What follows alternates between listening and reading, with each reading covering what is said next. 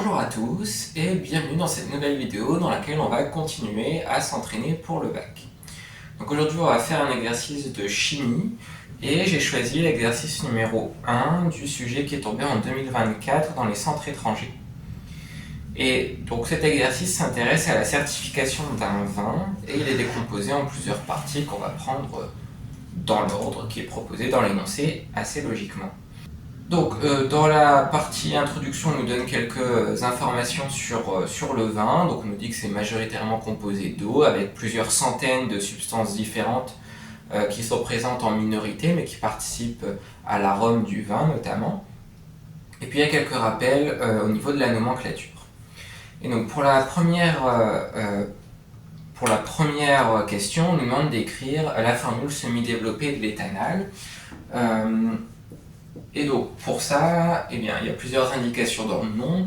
Déjà, éthanal, ça se termine par al, ce qui veut dire que la molécule contiendra une fonction aldéhyde. Et une fonction aldéhyde, c'est un carbone lié doublement à un oxygène et puis un atome d'hydrogène. Et puis, c'est éthanal, donc ça veut dire, grâce au préfixe et, on sait qu'il y aura 2 atomes de carbone dans la chaîne carbonée principale. On en a déjà un, donc il en faut un deuxième. Et donc c'est ceci la formule semi-développée de l'éthanal. Pour la question 2, c'est un peu l'inverse. On nous donne une molécule, et on nous demande de la nommer. Donc la formule topologique de cette molécule, c'est celle-ci.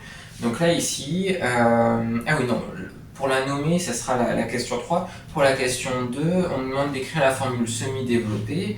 Donc la formule semi-développée, on va l'obtenir en faisant apparaître les carbones et les hydrogènes. Donc ça va ressembler à quelque chose comme ça pour la partie droite et quelque chose de similaire pour la partie gauche de la molécule.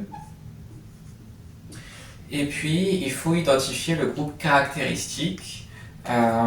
Donc le groupe caractéristique, ça va être le carbone qui est lié aux 2 oxygènes, donc avec d'un côté une liaison double et de l'autre une liaison simple.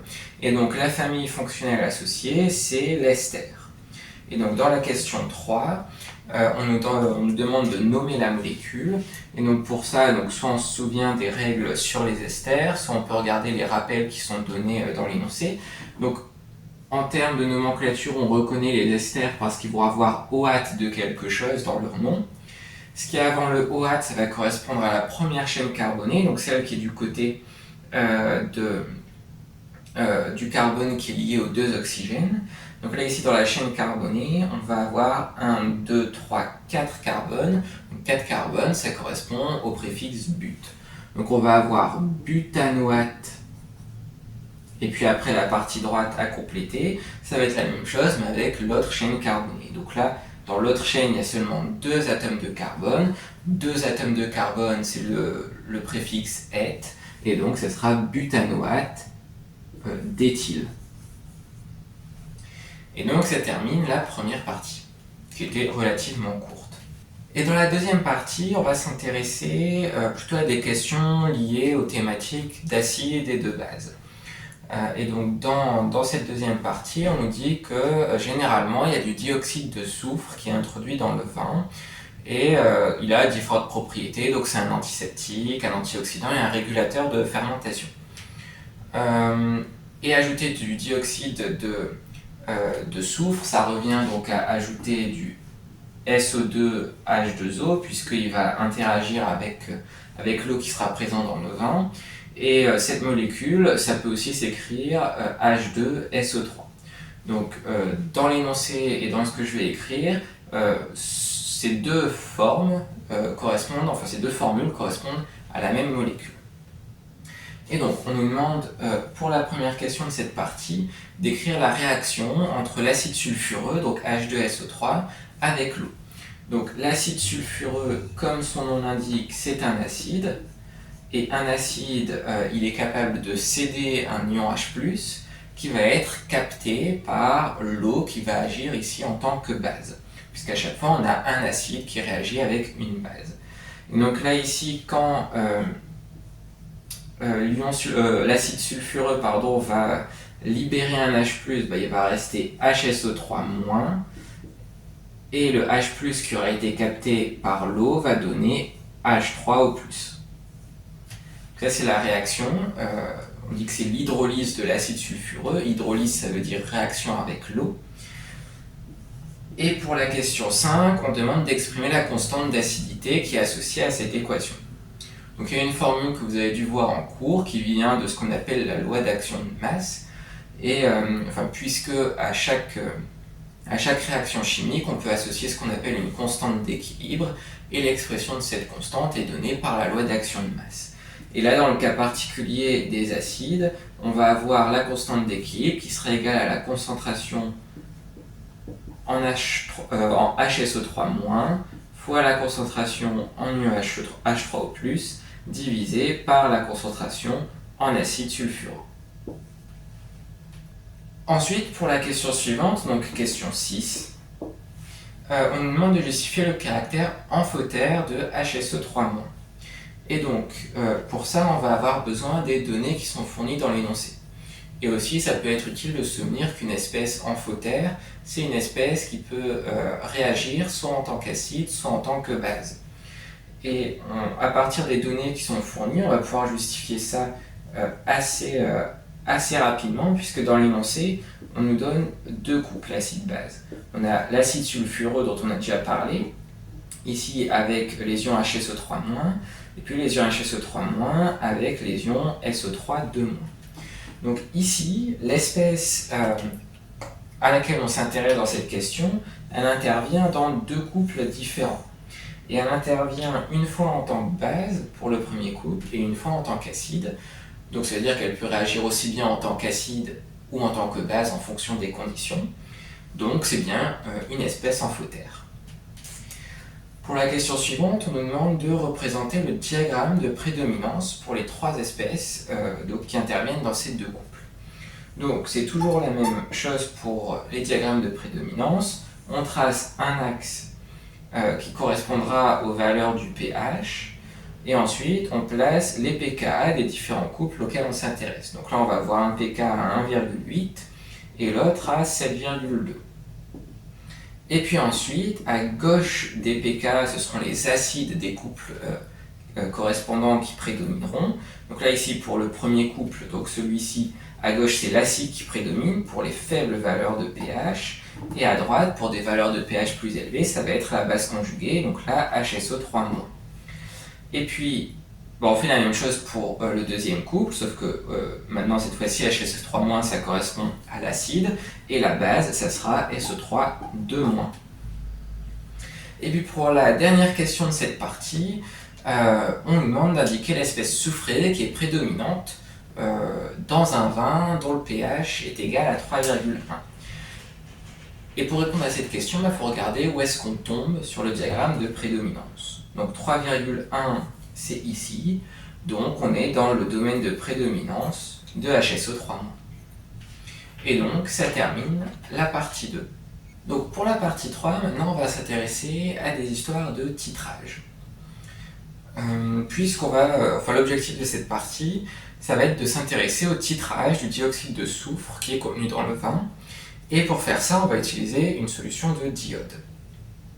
Donc, il y a une première partie, une sous-partie qui consiste à vérifier la concentration de la solution titrante, donc la solution de diode. Et donc, on dispose d'une solution de diode et elle est trop concentrée pour pouvoir mesurer sa concentration, donc on la dilue 10 fois. Et la première question, ça va être d'expliquer comment justement réaliser cette dilution. Et donc, pour réaliser des dilutions, on a toujours besoin de fioles jaugées. Donc là, ici, on a un volume final de 100 ml, donc on va prendre une fiole jaugée de 100 ml. Et puis, on sait qu'on veut diluer 10 fois la solution. Donc, c'est-à-dire qu'il faut prendre 1/10 du volume final dans la solution initiale. Donc, il va falloir prélever ici 10 ml. Et pour prélever des volumes de manière précise, on utilise des pipettes jaugées. Donc là, on aura besoin d'une pipette jaugée de 10 ml. Et ensuite, le protocole, c'est c'est toujours le même, peu importe les volumes, que ce soit volume initial ou volume final. Donc là on a une fiole jaugée qui n'est pas très en forme, mais bon, je peux essayer d'en dessiner une un peu plus jolie. Bon, elle est un peu plus jolie que celle d'avant. Donc là ici à chaque fois le trait de jauge, il est au niveau du cou de la fiole. Et une chose importante dans les protocoles à expliciter, c'est qu'il ne faut pas tout de suite remplir la fiole au niveau du trait de jauge. Il faut d'abord la remplir à 2/3. Donc on prélève d'abord les 10 ml de la solution initiale, on rajoute un peu d'eau jusqu'aux 2/3 de la fiole, on agite pour avoir une solution homogène, et seulement après on rajoute l'eau, et on rajoute l'eau pour que le bas du ménisque soit au niveau du trait de jauge. Donc voilà, donc c'est le protocole classique pour réaliser une dilution. Ensuite, on nous fournit dans l'énoncé le spectre d'absorption de la solution S1, puisque cette solution qui est diluée 10 fois, elle s'appelle S1. Et donc on nous donne l'absorption de la solution S1, justement, celle qu'on vient de préparer. Et il faut déterminer la longueur d'onde la plus pertinente pour ensuite réaliser les mesures d'absorbance pour répondre aux questions suivantes. Donc quand on regarde le spectre d'absorbance, on voit qu'il y a un maximum d'absorption au niveau de 480 nanomètres, et c'est justement au niveau du maximum d'absorption qu'il faut se placer. Ça permet en fait de réduire les incertitudes liées à la mesure, que ce soit à l'appareil ou aux erreurs éventuelles d'expérimentation. Donc ici, il faut se placer au niveau de la longueur d'onde, donc lambda, pour avoir une absorbance maximale. Et là, dans ce cas précis, ça correspond à peu près à 480 nanomètres. Ensuite, donc on se place à 480 nanomètres, on a la solution S1. Et à partir de cette solution, on prépare plusieurs solutions étalons, c'est-à-dire des solutions dont on connaît la concentration. Et donc on prépare 5 solutions, et pour chacune de ces 5 solutions, on mesure l'absorbance, et on obtient la courbe qui est proposée dans la figure 2. Enfin, il n'y a pas de courbe pour l'instant, mais on obtient la figure 2. Et il faut expliquer pour la question 11 que les mesures obtenues peuvent être modélisées par la loi de Beer-Lambert. Et donc ici, il faut d'abord se souvenir de ce qu'elle dit, cette fameuse loi de Beer-Lambert. Donc la loi de Beer-Lambert, elle dit que l'absorbance, ça va être égal donc à la longueur de la cuve qui est placée dans l'appareil, fois epsilon, qui s'appelle le coefficient d'extinction molaire, fois la concentration de l'espèce colorée. Et donc au niveau des unités, L c'est en centimètres, la concentration c'est une concentration molaire, donc en mol par litre, l'absorbance ça n'a pas d'unité, et donc le coefficient d'extinction molaire, pour que l'absorbance n'ait pas d'unité, il faut que ça soit en litres, mol moins 1, centimètre moins 1. Et L et epsilon, pour une espèce donnée, une longueur d'onde donnée, c'est une constante. Donc si on réécrit un peu cette loi de Beer-Lambert, elle nous dit que A, l'absorbance, c'est une constante fois la concentration de l'espèce colorée. Si on reformule, ça veut dire que l'absorbance est proportionnelle à la concentration. Et une relation de proportionnalité, graphiquement, ça correspond à une droite qui passe par l'origine du repère. Et c'est exactement ce qu'on a là. Là, ici, si on essaie de trouver une droite qui passait à peu près par tous les points, on obtiendrait donc une droite qui passe par l'origine du repère. Donc, c'est cohérent avec le fait de modéliser l'évolution de l'absorbance par la loi de Beer-Lambert. Et ensuite, on nous dit qu'on mesure l'absorbance de la solution T30 à la longueur d'onde déterminée à la question 10, donc 480 nanomètres, et on obtient une mesure de 0,80. Et à partir de cette mesure, il faut déterminer la valeur de la concentration de la solution de diode. Et donc pour ça, là on a un dosage par étalonnage, c'est par étalonnage parce qu'on a une courbe de référence, qu'on appelle aussi une courbe d'étalonnage. Et donc là, on a justement cette courbe. Et ici sur la figure 2, on pourrait tracer la droite qui passe à peu près par tous les points. Et ensuite, Pour déterminer la concentration qui nous manque, il faut regarder à quelle concentration il faut se placer pour avoir une absorbance de 0,80. Donc ce qu'on fait, c'est qu'on se place d'abord au niveau de 0,80 sur l'axe des ordonnées, et puis ensuite on va prolonger sur la courbe, on va se projeter sur la courbe, et ensuite regarder où est-ce qu'on est au niveau de l'axe des abscisses. Et donc là, on va être à 0,5 millimolaire.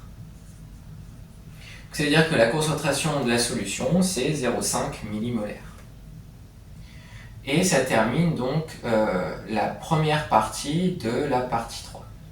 Et maintenant, on va parler vraiment du titrage colorimétrique du dioxyde de soufre, dont j'avais parlé au début de cette partie. Donc, on nous donne des informations supplémentaires dans l'énoncé, donc en particulier des couples d'oxydants réducteurs. Donc, on se doute qu'il va y avoir des histoires d'oxydoréduction, des masses molaires et puis des critères pour pouvoir prétendre à certaines certifications. Et ensuite, donc, il y a un début de protocole, et ce début de protocole, il nous dit déjà que on réalise un traitement en amont du titrage pour que le dioxyde de soufre se retrouve entièrement sous la forme H2SO3. Avant ce traitement, ou en tout cas si on n'avait pas fait le traitement, en fait le soufre il aurait pu exister sous les trois formes dont on a parlé précédemment, soit l'acide, sa base conjuguée, ou bien les ions SO3 2-. Sauf que là, on fait un traitement pour que tout le soufre soit présent sous cette forme-là. Donc il n'y a pas de HSO3-, il n'y a pas de SO3 2-. Tout le dioxyde de soufre est sous cette forme. Et puis, donc on nous dit qu'on titre le dioxyde de soufre par la solution donc, de 50 millimoles par litre. Et on nous dit qu'il y a un indicateur de fin de réaction, donc il y a un indicateur coloré, c'est l'emploi d'amidon, puisque quand tout l'acide sulfureux aura été consommé, le diode va former un complexe bleu-noir avec l'emploi d'amidon, et donc la solution va changer de couleur. Ensuite, on nous dit d'autres informations, donc on prend 10 ml de la solution S2, donc la solution S2 c'est la solution de vin, enfin de dioxyde de soufre, on ajoute l'indicateur coloré, et on titre avec du diode. Et le volume à l'équivalent, il est de 9,9 ml d'après l'énoncé. Et pour commencer, on nous demande de compléter un schéma qui correspond à un montage de titrage classique, donc avec une potence, un agitateur magnétique, un bécher avec un barreau aimanté, et puis une burette graduée qui est portée par la potence, et puis voilà. Et il faut donc annoter ce schéma. Donc, en numéro 3, donc ici c'est un barreau aimanté, ce qui va permettre de mélanger la solution pour avoir une solution homogène. Ensuite, en 1, donc c'est la burette graduée.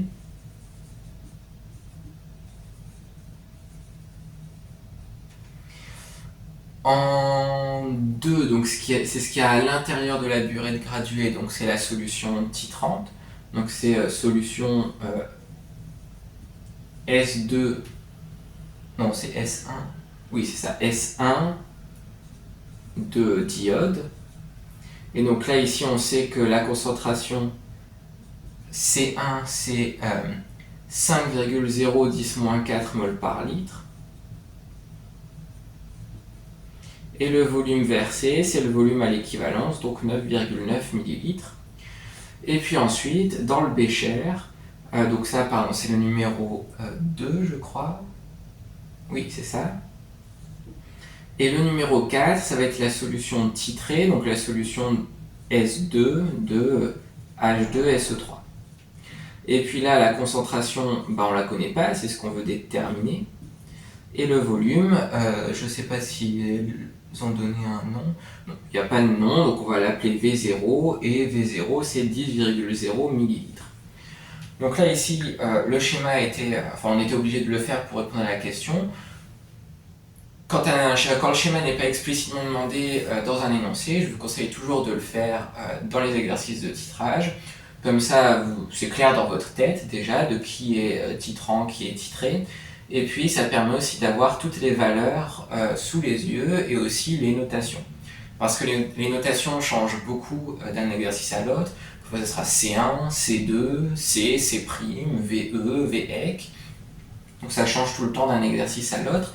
Et il faut toujours respecter les notations de l'énoncé. Donc au moins, vous les avez sous les yeux, vous n'avez pas à les rechercher parmi tout le flot d'informations qui est dans l'énoncé. Ensuite, pour la question 14, on nous demande donc de vérifier que l'équation de support de titrage est bien celle qui est donnée dans l'énoncé. Donc pour ça, on va repartir des informations de l'énoncé et on nous dit que les espèces là qui interviennent dans le titrage, ce sont des oxydants et des réducteurs. Donc vraisemblablement, on aura affaire à une réaction d'oxydoréduction. Et pour écrire une réaction d'oxydoréduction, il faut déjà écrire les demi-équations redox des couples qui interviennent dans la réaction. Pardon. Donc là, c'est ce qu'on va faire. Donc on va avoir H2SO3 d'un côté, et puis SO4 de moins de l'autre, des ions sulfate. Donc pour les demi-équations redox, on commence par équilibrer tout ce qui n'est pas des atomes d'oxygène et des atomes d'hydrogène. Donc là, ici, on n'a que le soufre. Et il y en a un de chaque côté, donc tout va bien. Ensuite, on équilibre les oxygènes avec de l'eau. Donc là, on a 4 oxygènes à droite, on n'a que 3 à gauche. Donc il faut rajouter une molécule d'eau. Et maintenant, on termine par les hydrogènes. Donc il y en a 4 à gauche, donc il faut en mettre 4 avec des ions H+, à droite. Et en tout dernier, on équilibre les charges. Donc là, il n'y a pas de charge électrique à gauche. Par contre, à droite, il y a au total, quand on fait les additions, il y a 2 charges positives. Donc il faut compenser avec 2 charges négatives, donc 2 électrons. Et on va faire la même chose pour l'iode. Donc d'un côté, l'iode, de l'autre, les ions iodures. Donc là, bon, il n'y a pas grand-chose à équilibrer. Juste ici, on remarque qu'il y a un atome d'iode. Il y en a 2 à gauche et 1 à droite, donc il faut mettre un 2. Et là à droite, il y a 2 charges négatives en trop, donc on fait pareil à gauche. Et ensuite, là on a bien le même nombre d'électrons dans les 2 demi-équations redox, donc on peut simplement additionner les deux demi-équations redox, et donc on va se retrouver avec donc de l'acide sulfureux, une molécule d'eau, une molécule de d'iode qui vont réagir et donner des ions sulfate, des ions H+, et des ions iodures. Et miracle, c'est exactement ce qui est donné dans l'énoncé. Donc ça c'est pour la question 14. Et maintenant pour la question 15, on nous demande d'écrire la relation à l'équivalence entre les quantités de matière donc de d'iode et la quantité de matière d'acide sulfureux.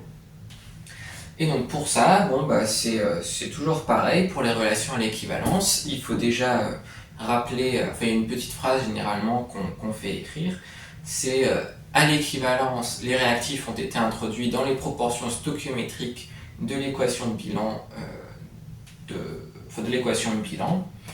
Et donc ça se traduit mathématiquement en disant que la quantité de matière d'acide sulfureux divisé par le coefficient stoichiométrique, donc là il est égal à 1, mais je vais le mettre comme ça le jour où il ne sera pas égal à 1, vous ne l'oublierez pas, est égal à la quantité de matière de d'iode divisé par le coefficient stoichiométrique. Donc là c'est N0 et là Ne pour respecter les notations de l'énoncé. Et donc bon, les 1 comme je le disais, ils ne sont pas très utiles, donc je vais juste recopier la même chose sans les dénominateurs.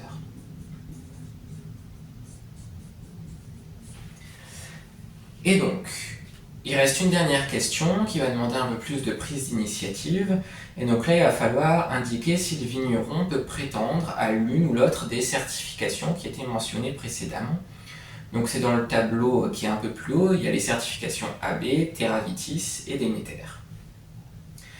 Et les critères, enfin le seul critère qui est proposé ici, c'est la concentration maximale d'acide sulfureux. Donc concentration massique en milligrammes par litre. Donc il ne faut pas dépasser une certaine concentration pour prétendre à ces certifications. Donc assez logiquement, pour savoir à quelle certification il peut prétendre, eh bien, on va déterminer la concentration d'acide sulfureux. Et donc là, ici, on a une relation en termes de quantité de matière. Mais nous, on ne connaît pas les quantités de matière. Par contre, on connaît des histoires de concentration et de volume. Donc on va pouvoir réécrire cette relation avec justement des choses qu'on connaît.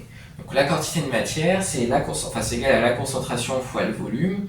Donc là, ça sera C fois V0, qui est égal à C1 VE. Donc autrement dit, là nous, ce qu'on ne connaît pas, c'est le C, la concentration d'acide sulfureux. On va avoir C qui est égal à C1 VE sur V0. Et donc ça, on pourrait faire l'application numérique, mais ça ne nous permettrait pas de conclure tout de suite, parce que là, ça va être une concentration molaire qu'on va avoir, donc en mol par litre, et dans le tableau, c'est des concentrations massiques, en milligrammes par litre. Mais pour convertir une concentration molaire en concentration massique, c'est assez rapide, il suffit de multiplier par la masse molaire. Donc ici, on va avoir la concentration massique en H2SO3 qui va être égale à C1 VE sur V0 fois grand M. Et on connaît toutes les valeurs qui interviennent dans cette expression. On connaît C1, VE, grand M, c'est donné dans l'énoncé, et V0 aussi. Et donc, on peut faire l'application numérique correspondante, et on va tomber sur une valeur de 4,1 10-2 grammes par litre, mais dans le tableau, c'est en milligrammes par litre que les concentrations sont données, donc on peut faire la conversion, et ça va faire 41 milligrammes par litre. Et donc, c'est en dessous de tous les seuils maximaux qui sont présents dans le tableau, donc 150, 170 et 90. Donc finalement, le vigneron peut prétendre à chacune des 3 certifications qui nous sont proposées dans l'énoncé. Donc c'était la dernière question de cet exercice. Donc on a terminé l'exercice, et donc par la même occasion, ça va être la fin de cette vidéo. Donc j'espère qu'elle vous aura aidé d'une manière ou d'une autre. Si c'est le cas, vous pouvez vous abonner, vous pouvez mettre un j'aime à la vidéo, et puis je vous dis à très bientôt pour une prochaine vidéo.